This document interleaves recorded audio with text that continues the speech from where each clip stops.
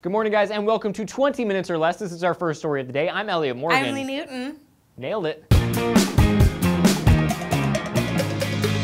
Hey, Lee, do you know when you're gonna die? I don't, Ellen. I'm hoping it's a long time from now. Good morning to you, too. Good morning. Well, in addition to none of us knowing when or how we're going to die, it turns out that we might not even know what death is. Scientists are having a surprisingly difficult time determining the moment at which a person actually dies. Dr. Gregory Sorensen, who has studied the matter, states the problem resides in what's known as irreversibility. What was considered irreversible 20 years ago, like a heartbeat stopping or a brain shutting down, is now oftentimes reversible. Dr. Sorensen attempted to locate the exact moment of death by taking MRIs of cats that he injected with potassium chloride. He was never able to locate the exact moment of death. Sorensen stated, "I'm not sure MRI can prove that someone who is dead or a mummy won't come back to life. As a scientist, you may simply have to say such events are extraordinarily rare.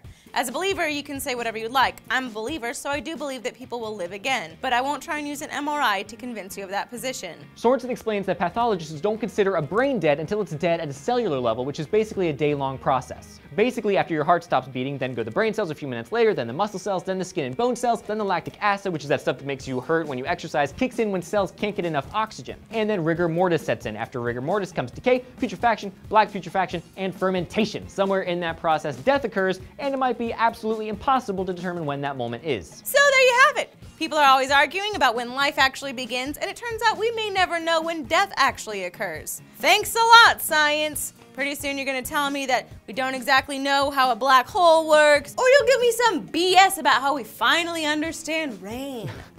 Rain's caused when the water droplets become so heavy that their fall speed exceeds the updraft inside the cloud. Shut it, nerd! Look, I don't like being told something for 20-some-odd years and then have it yanked away from me like it ain't no big thing. It happened with Pluto, and now it's happening with death. Lee, this is kind of good news, okay? We're making more and more medical strides, and we're learning more and more about the human body, and as a result, we're discovering gray areas we once thought were black and white. I want Pluto back. Yeah, me too, Lee.